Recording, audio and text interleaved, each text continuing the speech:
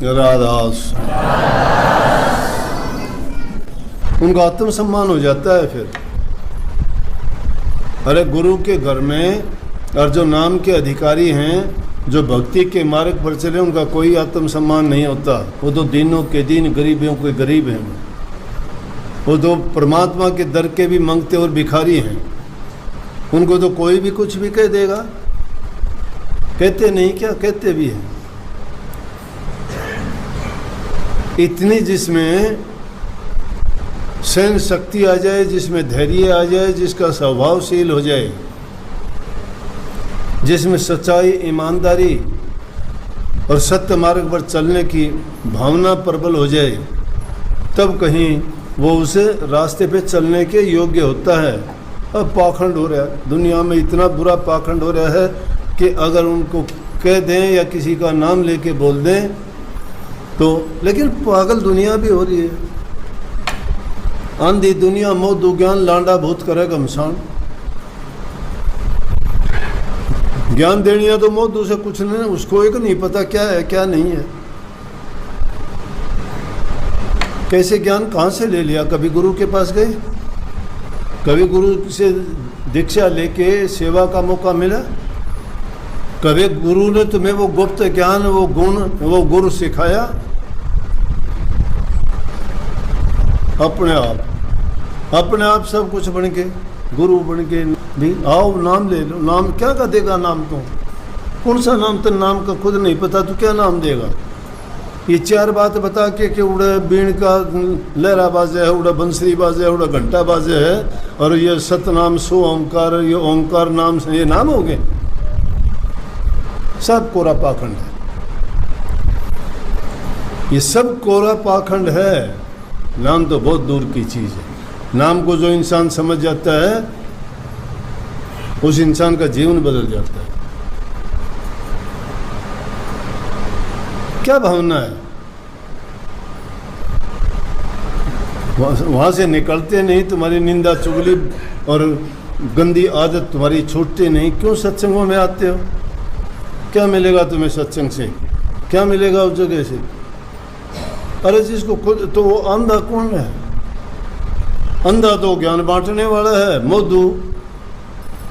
और वो लोग अंधे वो हैं। अंधे की बांधा पकड़ेगा, कहाँ लेके जाएगा उसको?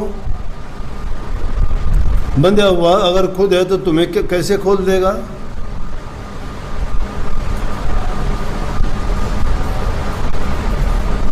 ये नाम तो ऐसा रटा रटा ही चीज है। ये तो पक्षियों को भी सिखा देते हो। एक महात्मा ने एक तोता पाल रखा, सिखा रखा उसको, मिठू राम राम बोल, राम राम। मिठू राम राम बोल, राम राम, राम राम। मिठू राम राम बोलता है। नाम क्यों? नाम हमने भी नाम ले रखा है। वो मिठू भी नाम ले लिया उसने भी, महात्मा ने सिखा दिया उसको।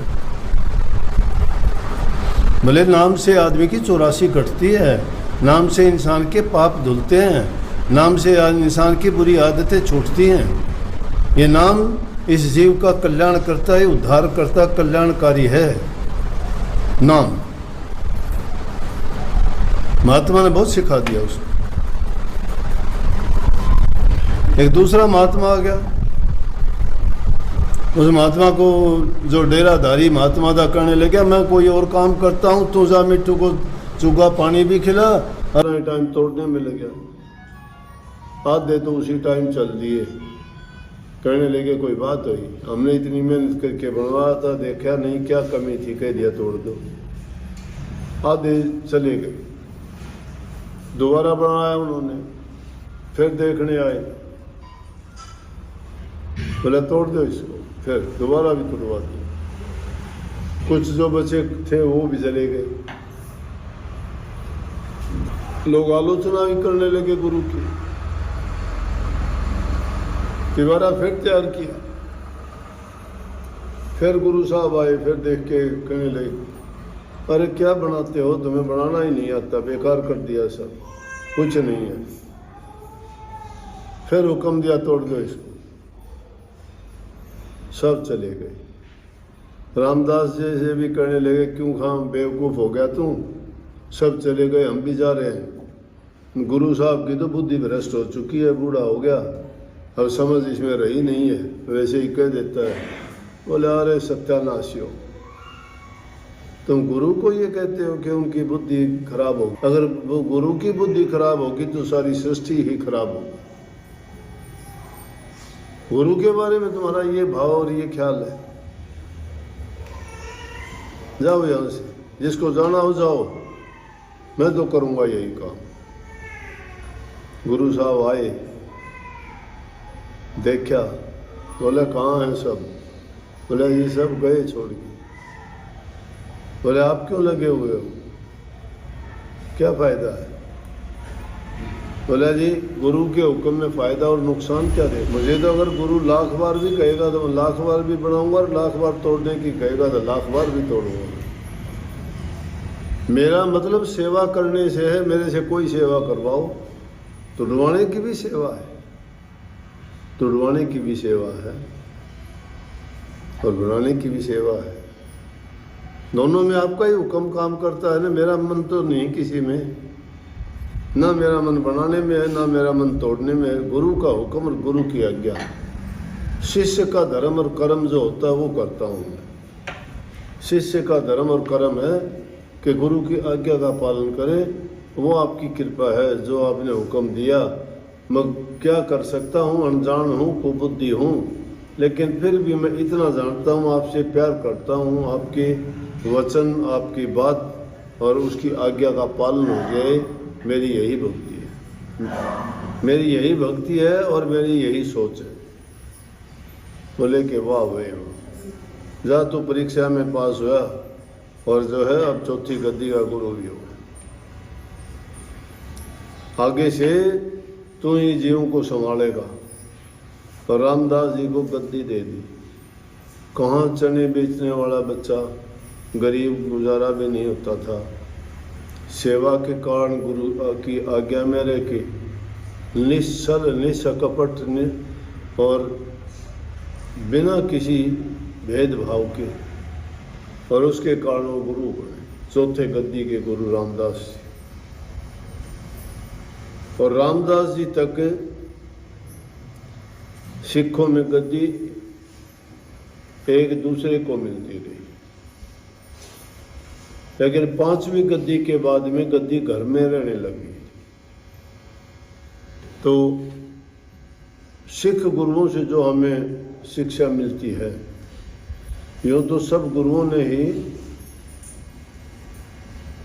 अलग अलग स्थानों पे हालात के अनुसार अलग अलग प्रदेशों में है। तो क्या है, मिट्टी है ये,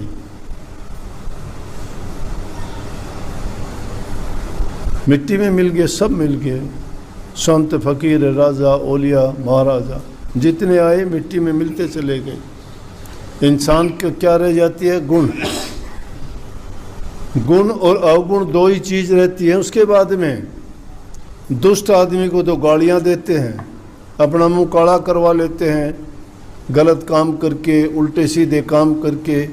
नेक काम से गए, बदनामी हुई, और हमेशा के लिए उन्होंने लोगों से आने वाली पीढ़ियां भी गालियां देती हैं।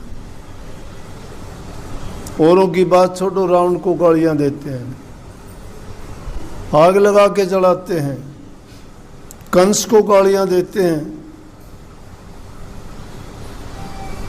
जिन लोगों ने भक्तों के साथ किए उनको सबको इस प्रकार की सजा अब भी दे रहे हैं लोग, लेकिन वो नहीं है, फिर भी सजा मिलती है। लेकिन कहने का मतलब यह है कि वो संत उस रास्ते से भटके नहीं। दुख तकलीफ आई तो परमात्मा को साक्षात रख के कहा कि ये तेरी मौज है, ये तेरा हुक्म है, ये तेरी रजा है, ये मेरे लिए आपका तोहफा है जो आपने भेजा है। हंसते हैं वो देख के कि आप ऐसा नहीं कर सकते, ये काल का खेल है, ये करता रहेगा, मुझे कोई परवाह नहीं। जिसने उस चीज को जाना वो बेपरवाह हुए। हम तो संसारी लोग हैं, कोई एक गाली देता है 10 देते हैं, कोई एक बार अगर थप्पड़ आंख भी निकाल दे तो हम लठ लेके मारने दौड़ते हैं, मरते भी।